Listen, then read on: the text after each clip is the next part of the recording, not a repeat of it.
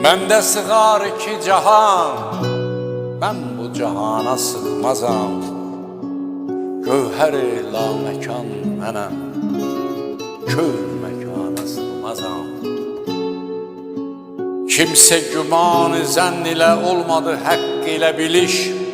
Haqqı bilən bilir ki, mən zənn-i gümana sığmazam.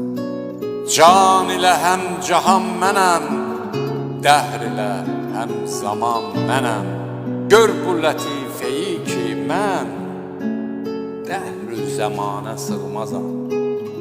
Zərrə mənəm, günəş mənəm, çar ilə pəncü şəş mənəm.